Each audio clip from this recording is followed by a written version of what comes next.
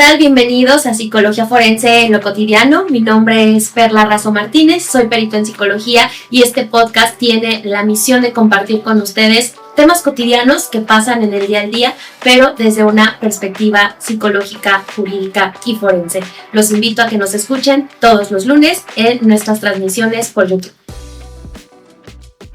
El día de hoy estoy muy contenta, muy honrada de poder recibir a Amaranta Guerrero, quien nos va a acompañar el día de hoy hablando sobre la violencia vicaria, cuando el concepto llega al tribunal, cuando estos elementos que empiezan en lo teórico pasan a lo jurídico y qué debemos hacer para aprobarla en nuestro ambiente. Amaranta, muchísimas gracias por estar aquí, bienvenida. Mil gracias, Perla, gracias por invitarme y sobre todo por dar el espacio de hablar de la violencia vicaria, ¿no? Que todavía hay como muchas dudas en torno al tema y me encanta que vayamos a platicar de esto.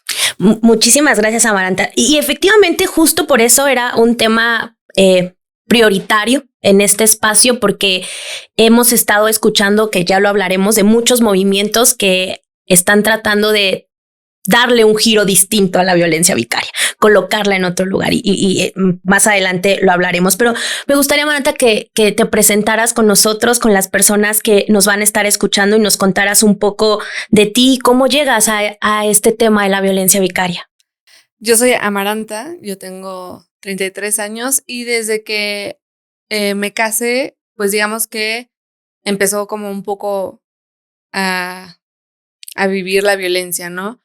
Que como lo es la violencia vicaria, que es como el daño por interpósita persona, que es a través de los hijos sobre todo, suele ser a veces a través de personas que queremos, ¿no? O incluso mascotas, ¿no? Llegan a maltratar a las mascotas para lograr hacer daño a las mujeres. Claro, dentro de esta violencia, que es lo más grave, pues cuando son tus hijos, ¿no? Cuando Claro. son tus hijos es algo tan cruel, es algo que tienes que sobrevivir día a día. Entonces, desde que me caso comienzan violencias y cuando pues nacen mis hijos, obviamente la violencia comienza a ser a través de ellos, ¿no? Te los voy a quitar, tú me denuncias y yo te voy a tachar de loca y vas a ver cómo no los vuelves a ver nunca en tu vida y yo te tengo grabada en todo, entonces yo voy a ser el que gana, yo voy a ser el que voy a tener la razón. Y de pronto, como víctima, no sabes cómo llamarle a esta violencia, ¿no? O sea, uno piensa que es un divorcio, es así de feo, pero no, ¿no? De pronto comienza este concepto por Sonia Vaccaro y es cuando logras ponerle nombre a la violencia vicaria y poder defenderte jurídicamente a través de esta figura y comenzar a organizarte con otras mujeres para darle visibilidad a esta figura. Ahora soy sobreviviente, yo ya tengo a mis hijos, afortunadamente, gracias al apoyo de mi familia, de mis abogados, a que he sido como afortunada en tener una red de apoyo amplia, que no todas las mujeres la tenemos, que yo ya tengo a mis hijos y yo puedo decir que mis hijos y yo somos sobrevivientes de esto y que hoy en día hemos logrado salir adelante y estructurar una vida con bienestar, con amor. Y bueno, en el sentido jurídico, pues todavía está como esa amenaza latente, ¿no? Claro. Fíjate, Amaranta, que me parece muy interesante la violencia vicaria poder explicarla porque creo que no se ha comprendido del todo. Me toca mucho cuando llegan mujeres a evaluarse por temas de violencia familiar que describen violencia vicaria, pero aún no la saben. No saben cómo se los explicarías, cómo les dirías qué es la violencia vicaria. Pues la violencia vicaria, yo creo que las pistas más importantes es cuando se empieza a amenazar a la mujer a través de sus hijos, ¿no? Yo creo que en cuanto tú empieces a recibir, te voy a quitar a los niños o este tipo de violencia psicológica que es hacia ellos, porque hay que entender que la violencia vicaria es maltrato infantil también. Y entonces comienzan estas ideas hacia los niños, ¿no? Como de que, mira cómo está, mira cómo es tu mamá, está loca. ¿Ya la viste? Uf, loquísima, ¿no? Hablar mal de ella, que sean las amenazas directas con los niños, retirar medicamentos. Hay visitas con los hombres que son agresores, que los niños están medicados.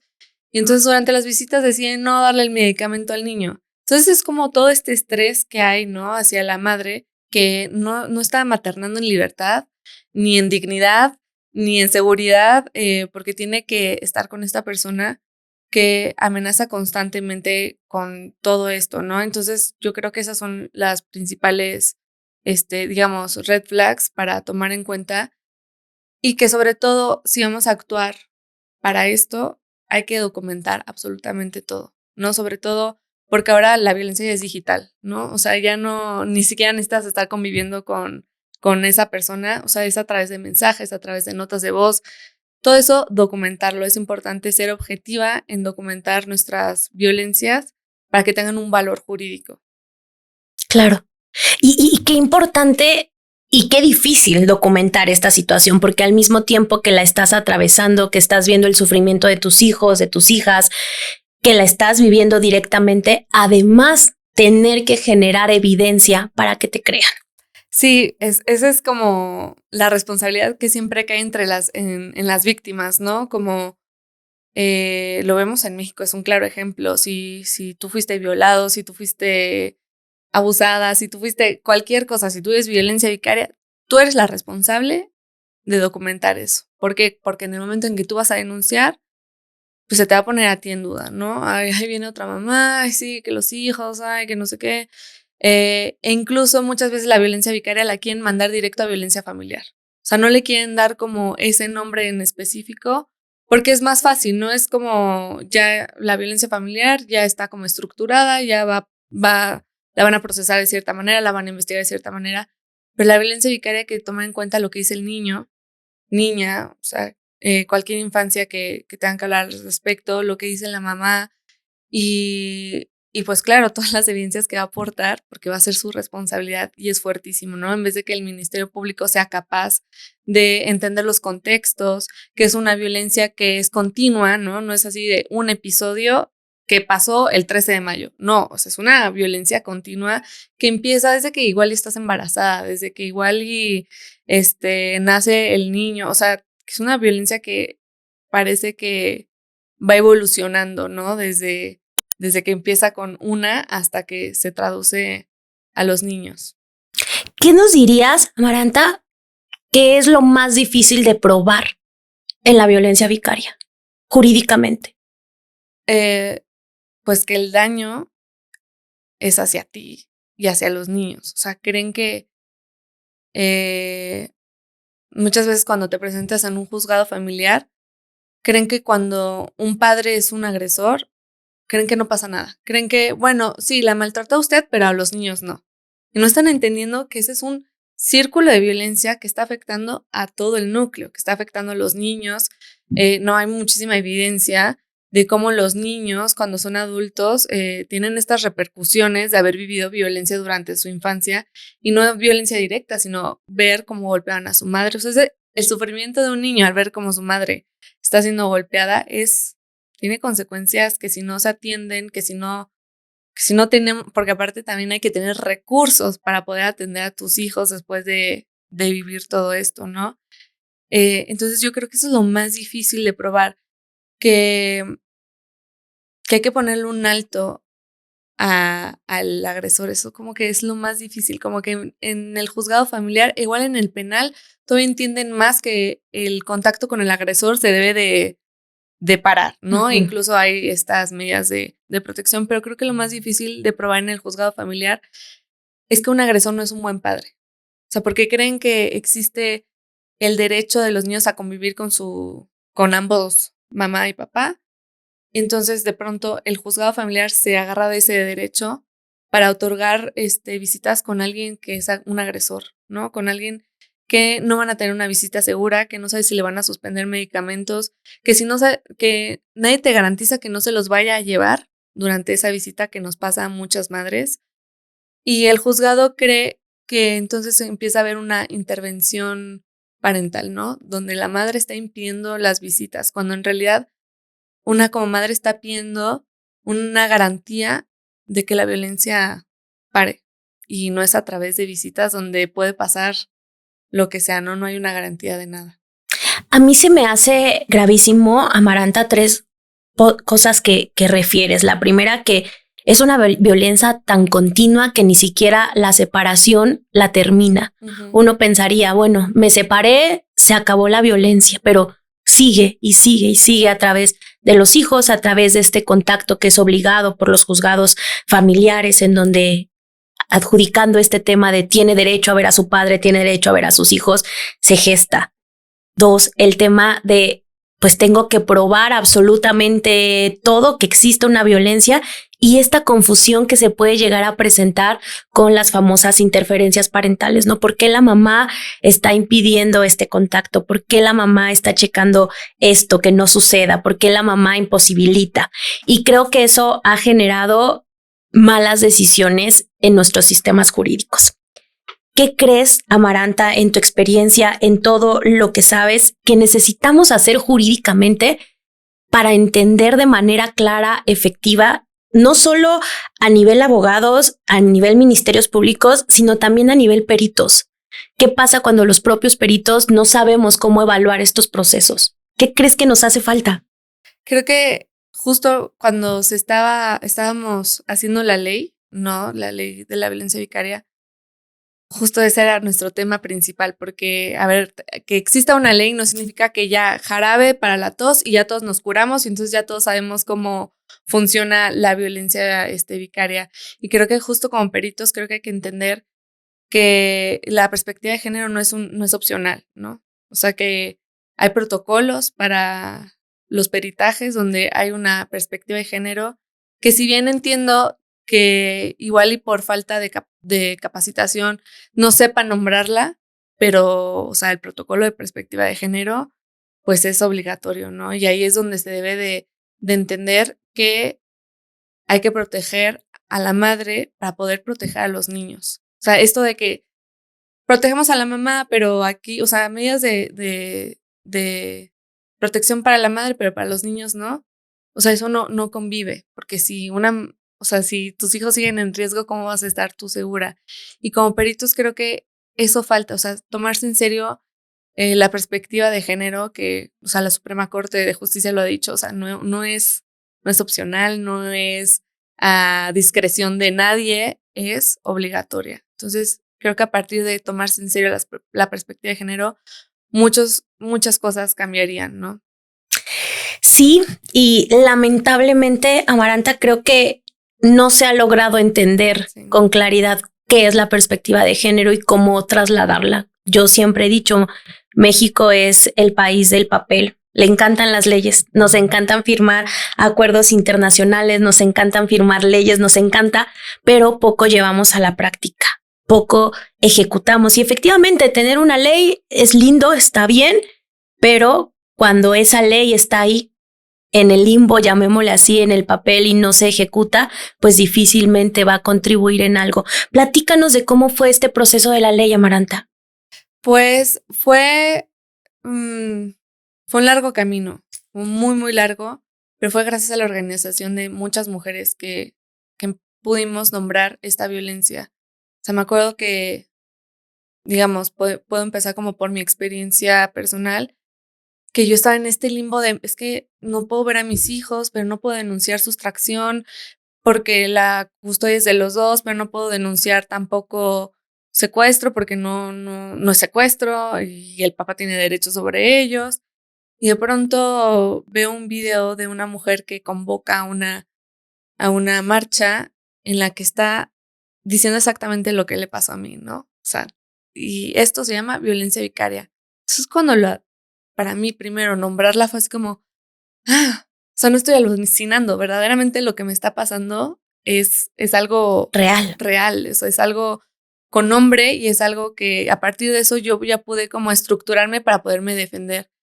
Y a partir de esta marcha nos empezamos a organizar muchas mujeres porque digamos que la violencia vicaria es como un secreto a voces, ¿no? Era un secreto a voces. O sea, tantas figuras públicas que hoy vemos, o sea, Luis Miguel sufrió violencia vicaria, ¿no? Y nadie le había puesto nombre, nadie le había dicho que esto se llamaba violencia vicaria. Nos empezamos a organizar, empezamos, claro, como a contactar con diputados, con senadores. Afortunadamente, después de estos contactos, empezamos a redactar con la Secretaría de la Mujer esta ley y la Secretaría de la Mujer fue muy, muy firme y muy clara con nosotras, ¿no? Nos dijo como, les va a costar tanto trabajo, pero la unión hace la fuerza. O sea, y aquí estamos también para ustedes, ¿no? porque es un poco como la figura del feminicidio, ¿no? Pero ¿por qué este es un feminicidio y no hay un homicidio, ¿no? O sea, por así decirlo, o sea, no hay un masculinicidio, porque las violencias estructurales son diferentes, ¿no? Entonces ellos nos decían, en el DIF, en todos lados, las van a voltear a ver con cara de, ¿y estas señoras ahora qué quieren, no? Porque pues al final también como feministas siempre nuestra lucha ha sido como una molestia para todos, ¿no? O sea, o creen que es una exageración, o creen que ya no nos hace falta luchar más por más derechos, cuando en realidad solo estamos pidiendo protecciones y pues una manera de juzgar justa, ¿no? Donde tomen en cuenta todo esto.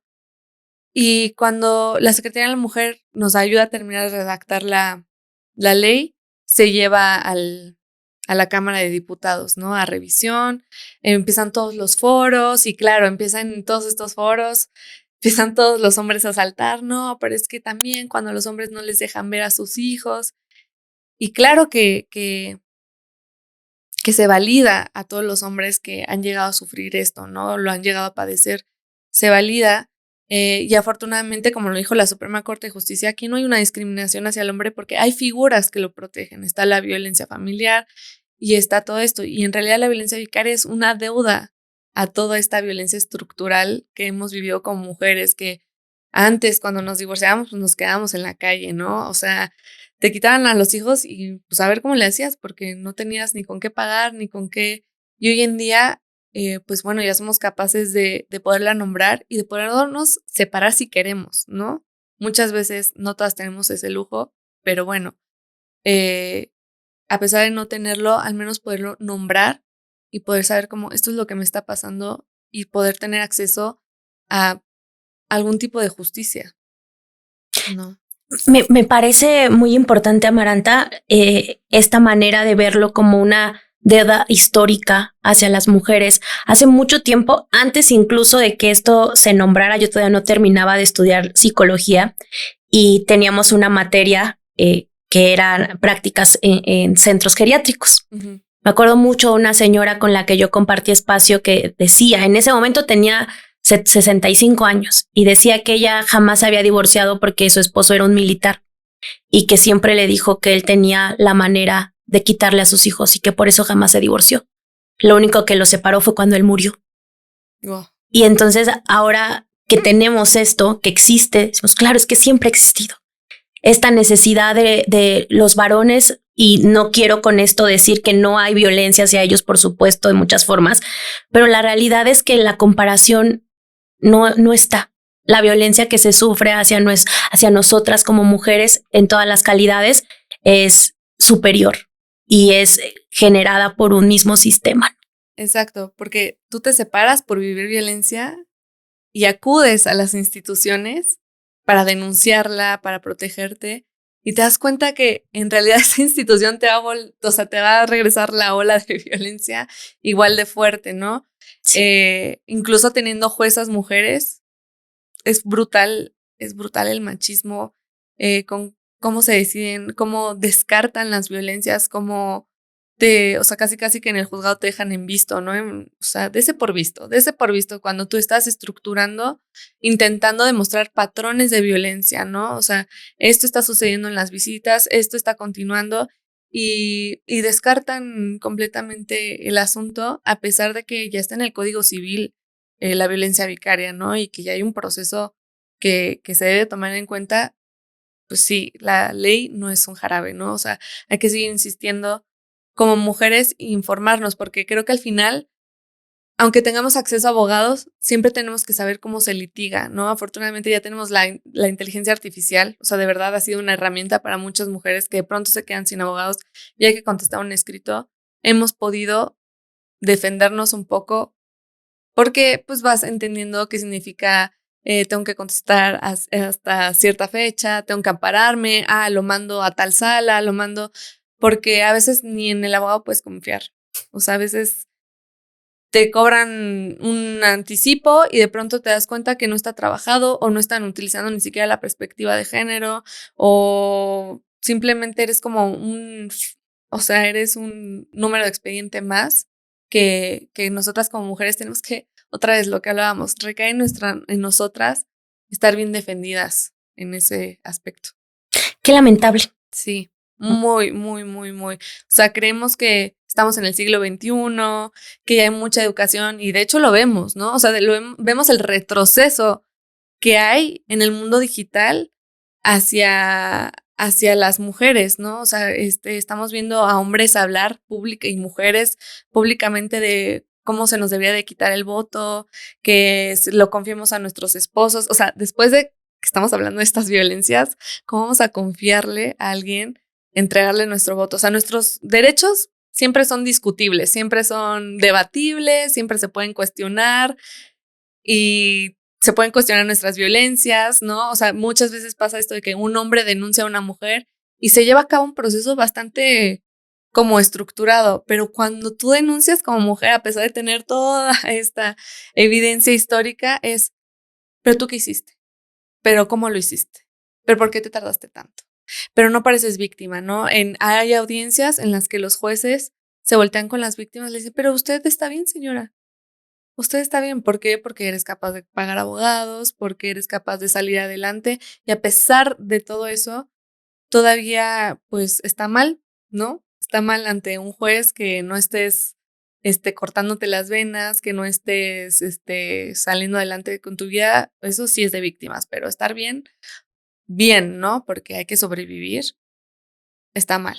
Entonces es todo una contradicción en todos lados siempre. Es una locura porque al final del día, como bien dices, pareciera que tiene un precio sobrevivir, que no te crean. Uh-huh. Empezar a sobrevivir de una violencia estructural, de una violencia sistémica, tiene un costo ya en el juzgado, ¿no? Porque creo yo que a las mujeres siempre les ha sido más fácil al sistema colocarnos en estos estereotipos. La víctima perfecta es así, esta no es víctima. La mamá perfecta es así, esta no es una mamá perfecta, ¿no? Entonces, creo que eso contribuye mucho a lo que tenemos jurídicamente y sobre todo al mal entendimiento que aún se tiene de la violencia vicaria. He escuchado, Amaranta, recientemente en redes sociales, como bien dices, a muchos hombres que se organizan incluso con otras mujeres para hablar de ciertos tópicos, ¿no? Uno de ellos es que la violencia vicaria contraria, le llaman, es de mujeres hacia hombres. ¿Qué opinión te tiene esto, Amaranta? ¿Qué piensas de esto?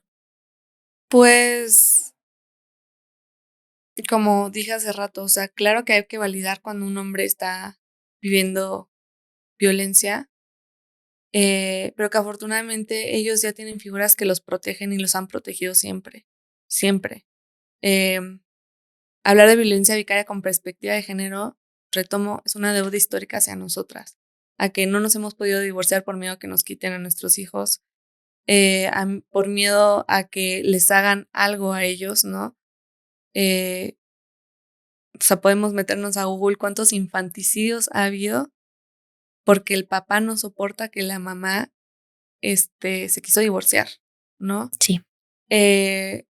Entonces es claro, ¿no? Lo que nos decía la Secretaría de la Mujer, es que se van a topar con pared porque va a salir estas personas a decir, pero cuando suceda a los hombres, claro que puede sucederle a un hombre, claro que puede haber una mujer que diga, tú no puedes, o sea, por mis ovarios, tú no ves a los niños, ¿no? También entendiendo en un contexto que a veces cuando pasa eso, muchas veces es porque es un papá desentendido, es un papá inestable, es un papá que se aparece cuando quiere, es un papá que no se responsabiliza económica ni emocionalmente de sus hijos y que como mujer y madre tú tienes que tomar la decisión de, a ver, esta persona no puede estar presente en la vida de mis hijos porque después de que una se esfuerza para darle cierta estabilidad, estas personas pues obviamente destruyen esa estabilidad. Ha habido grupos de padres que se organizan para esto y los investigamos y tenemos varios perfiles que son deudores alimentarios, que están denunciados por violencia familiar. Entonces ahí es lo que hablábamos hace rato, ¿no? Es cuando se genera esta historia de que es que la mamá interfiere con las visitas. No, la mamá está protegiendo a su estabilidad tanto para ella como para los niños, ¿no? Y cuando los hombres hablan de esto, o sea, yo los quiero invitar a que pues denuncien litiguen en el familiar, en el penal, si lo están viviendo de verdad, ¿no? Muchas veces sale estas cuestiones de, es que no me dejan ver a mis hijos. Ah, bueno, ¿ya demandaste de visitas? No. Ah, bueno, ya te pusiste de acuerdo. O sea, igual no siempre hay que demandar, ¿no? O sea, ya una conciliación. No. Bueno, ok. Entonces son esas preguntas donde te saca la contradicción, ¿no? Y que es muy diferente a cuando una como madre tiene que denunciar, tiene que demandar, enfrentarse al sistema, documentar todo. O sea, correr con todos los gastos, darles una vida estable a los niños y encima otra persona, tu agresor, que está denunciándote falsamente, está saliendo eh, con que está en bancarrota, con que no se puede hacer responsable económicamente. Entonces, bueno, ahí está como esta deuda histórica que claro, o sea, esta perspectiva de género no se pelea con los hombres, no le está diciendo a los hombres, no, ustedes no pueden denunciar, no, ustedes no pueden demandar. Claro, denuncien, demanden. La perspectiva de género es para que cuando las mujeres denunciemos y demandemos, se nos crea y se nos dé una garantía de que la violencia va a parar, ¿no? Sí, Amaranta, ya para empezar a acercarnos al final de este capítulo, me gustaría que platicáramos que, como bien dijiste, la violencia vicaria es a través de un otro para dañar, en este caso a las madres, a las mujeres. ¿Cómo se vive la instrumentalización de los niños en este proceso? Porque hay que resguardarlos también en estas circunstancias, proteger y garantizar derechos, evitar violencias en ellos. ¿Cómo se está viviendo la instrumentalización de los niños por estos agresores? Pues muchas veces cuando ellos sustraen a los niños, es a través de la manipulación psicológica, ¿no? Es a través de hablar mal de la mamá, es a través de inventar historias, ¿no? A veces cuando son muy pequeños los niños, les inventan historias. Entonces, claro, al ser tan chiquitos los niños no tienen la capacidad de decir como, ah, no, no, eso no pasó, porque pues están en esa edad en la que todavía no, la conciencia todavía no está bien en ellos, todavía no, o sea, como hasta los 7 años es que la conciencia termina de plantarse en una infancia, ¿no? Y antes de eso, pues todos estos recuerdos y mientras van creciendo, pues son recuerdos inventados o se utilizan a los niños para que vayan a denunciar a su propia madre. Ha habido casos muy terribles, que es el de una compañera, Katy, que la violencia y la manipulación psicológica escaló tanto en su hijo que en un tiempo que lo rescató, el propio hijo fue quien apuñaló a la mamá, ¿no? O sea, ya se había convertido este jovencito en un machista que ya odiaba a su madre por el simple hecho de ser mujer y que obviamente ella al querer ser madre, pues él la descartaba, o sea, para él era un cero a la izquierda, tan cero a la izquierda que pues apuñaló a su propia madre y que es como de las consecuencias más graves de la violencia vicaria, ¿no? Eh, Tanto eso como que, pues bueno, puedan matar a tus propios hijos. Entonces, esta instrumentalización se lleva consecuencias para toda la vida en ellos, para toda la vida. O sea, niños que logran recuperarse son niños que vamos a tener que acompañar en terapia, que vamos a tener que acompañar con muchísimas herramientas para que sean adultos de bien, sobre todo si son niños, si son varones, ¿no? Que evitar que ellos sean quienes perpetúen la violencia y en las niñas evitar que también podrían perpetuar la violencia o hacerse víctimas de esto.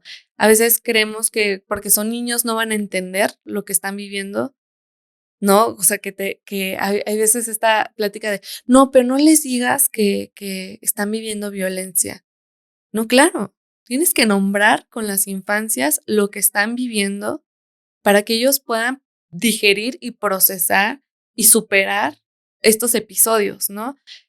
Cuando creemos que, ay, no, no pasó nada, mi amor, es que tu papi esto, no, o sea, no podemos subestimar a una infancia así, sobre todo cuando están pasando por un proceso jurídico en lo que los van a entrevistar, les van a hacer preguntas directas sobre lo que está pasando. eh, y esta instrumentalización creo que se puede como voltear con estas herramientas de terapia psicológica, donde una mamá también se tiene que atender, ¿no? Donde tiene que haber un ambiente de estabilidad, y eso es lo más importante, que el juzgado tiene que entender que la madre y sus hijos merecen un ambiente estable para poder salir adelante de la violencia.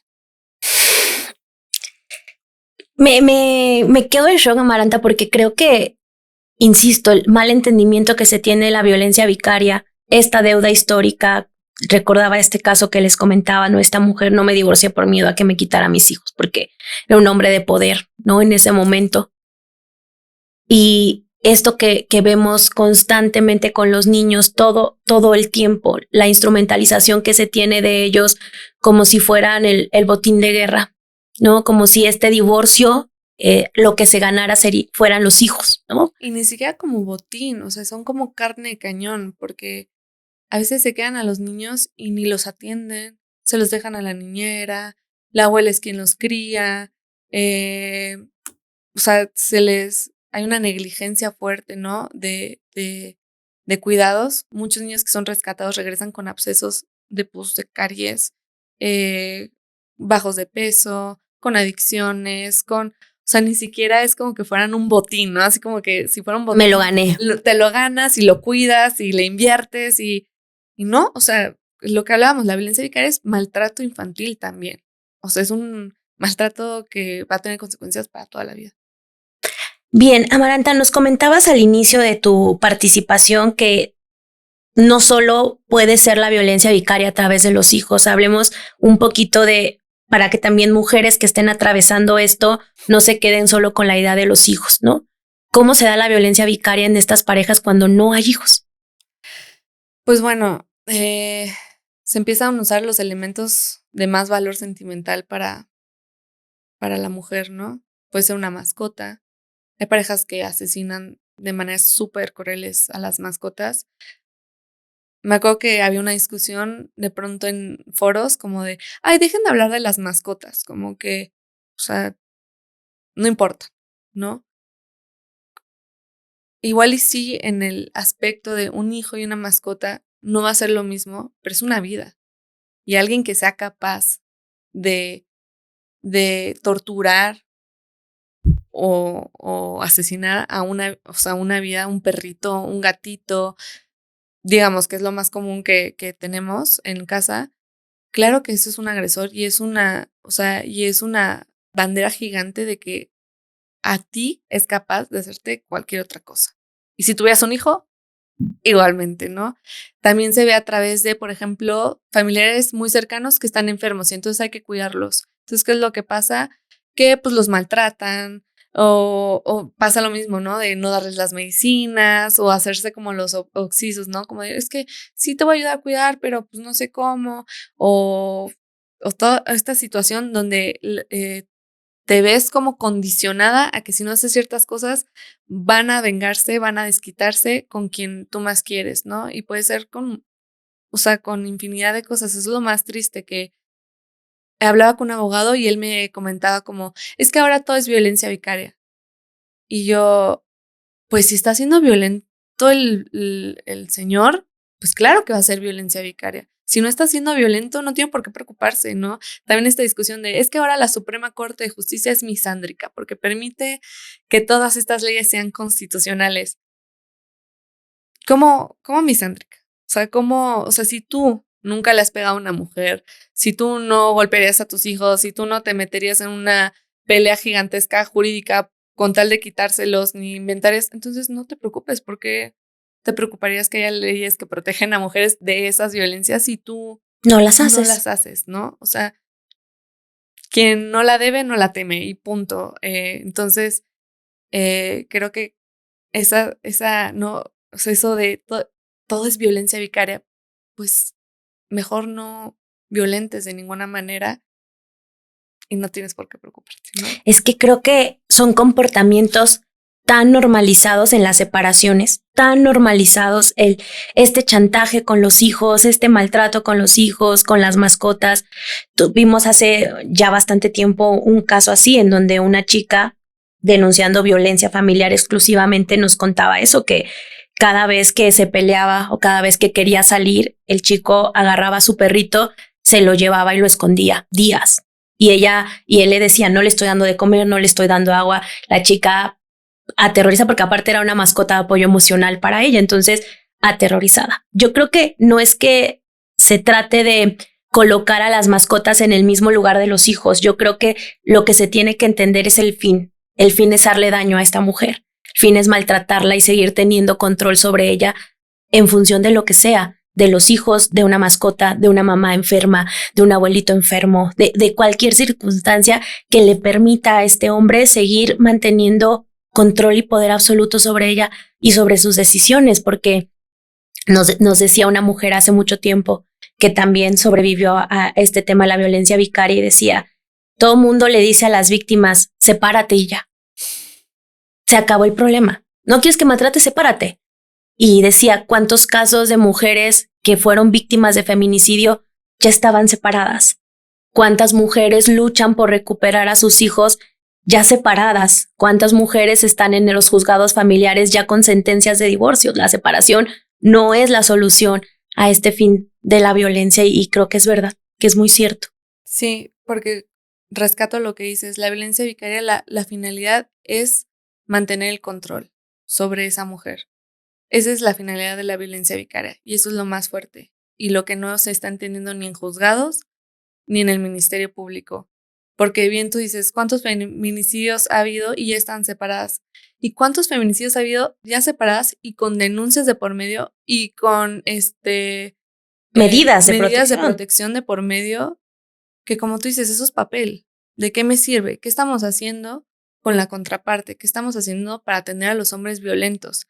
¿Qué están haciendo los hombres para deconstruir esa violencia normalizada de ese chantaje de te escondo al perro, te escondo al niño?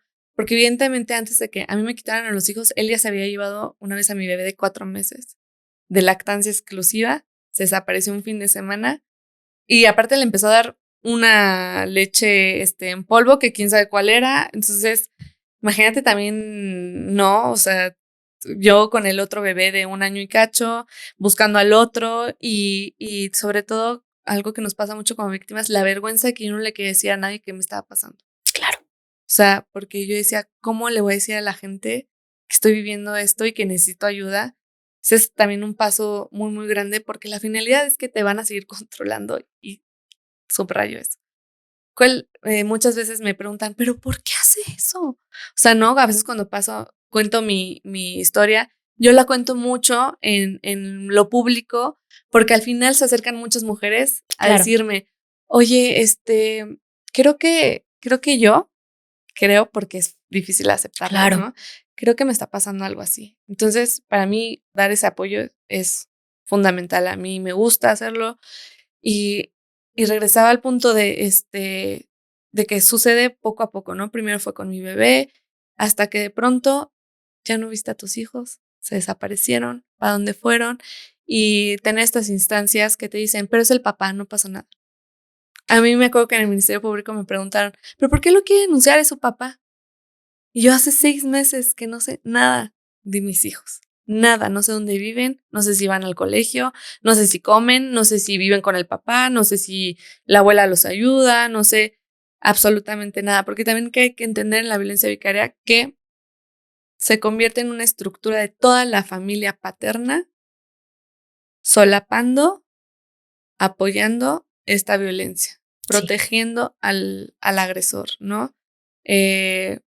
Abuelas sintiéndose las madres de los niños sustraídos, tías sintiéndose las madres de los niños sustraídos y engrandeciendo, ¿no? La misión que tiene este hombre, porque claro, él es el héroe, él es el gran padre, él es el que está sacando adelante a los niños cuando por detrás hay una madre luchando en todas las instancias, Secretaría de la Mujer, juzgados familiares, Ministerio Público, por volver siquiera a saber dónde viven sus hijos, por siquiera volver a saber si van al colegio, porque incluso ahora las escuelas en línea se han vuelto un arma para no saber dónde están tus hijos. Claro. Porque como ya no están inscritos en la SEP, pues los metes a esa escuela, nadie se entera si estás ahí, si no están ahí, y no hay manera de encontrarlos, ¿no?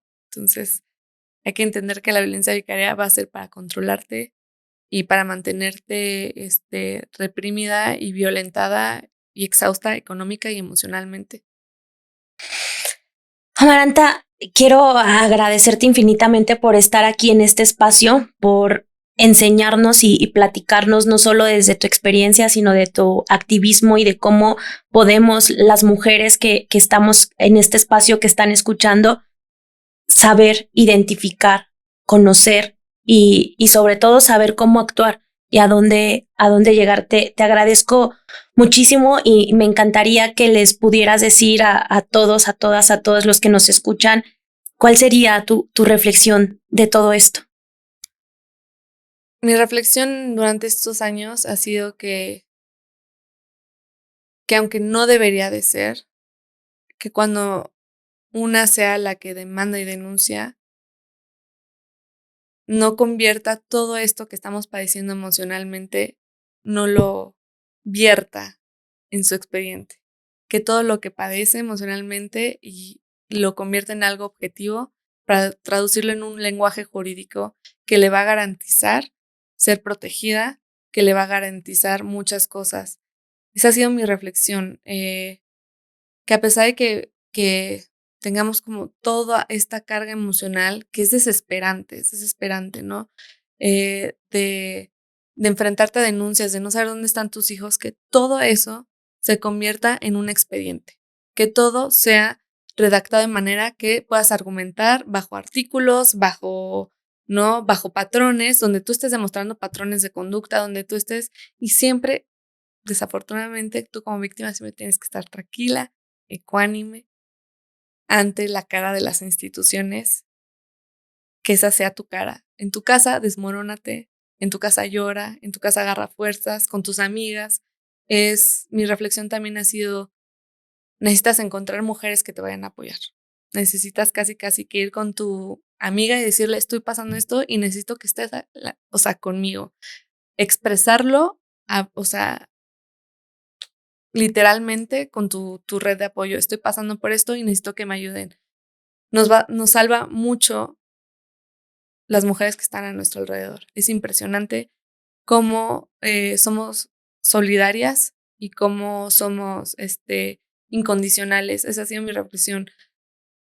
Buscar una red de apoyo firme y si no la tienes, poder traducir todo lo que vives en un lenguaje jurídico que garantice protegerte. Tal vez estoy hablando desde mi privilegio porque no todas podemos traducir a un lenguaje jurídico, pero que hay herramientas, ¿no? Que se acerquen a las asociaciones de mujeres de violencia vicaria. Ya en todas las redes sociales hay muchísimas.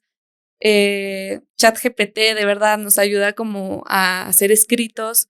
Entonces todas esas herramientas que podamos utilizar, que nos acerquemos a ellas, que sea con miedo, pero sea con la decisión de buscar nuestro bienestar para salvarnos a nosotras mismas. O sea, esa es mi reflexión. Nadie nos va a salvar más que nosotras mismas. No va a haber un juez que le haga así y nos diga, ya no es violencia vicaria, porque a pesar de que tengas tus hijos, van a continuar las denuncias. Ay, que si es mala mamá, que si es negligente, que si. Entonces, esa es mi reflexión. Nadie nos va a salvar más que nosotras mismas, más que tener una red de apoyo y poder llevar pues nuestros expedientes de manera correcta. Hay veces que el miedo y la misma depresión no nos permite darle seguimiento a nuestros expedientes, pero que esa depresión y ese miedo lo sepan los de nuestro alrededor, sobre todo mujeres que viven también violencia vicaria, para que nos puedan ayudar, para que nos puedan acompañar, para que te digan, no, hoy tienes que ir al Ministerio Público y casi te dan de la mano, ¿no? Creo que en este mundo tan digital es tan importante hacer comunidad, aterrizarlo todo al contacto, al poder vernos, a poder darnos la mano, al poder decir aquí estoy y voy a ir contigo. Esa ha sido mi reflexión. Muchísimas gracias, Amaranta, por estar aquí hoy, por compartir con nosotros en este espacio y sobre todo por llevar conocimiento e ideas y reflexiones que yo sin duda siempre he creído que es la manera en la que podemos salvar vidas de manera constante. Muchísimas gracias a todos, a todas, a todos por estar en este espacio y acuérdense, mi nombre es Perla Razo, psicóloga forense, tratando siempre de llevar estos conflictos a lo cotidiano. Muchísimas gracias. Gracias, Amaranta. Gracias, Perla. Me encantó el espacio. Gracias.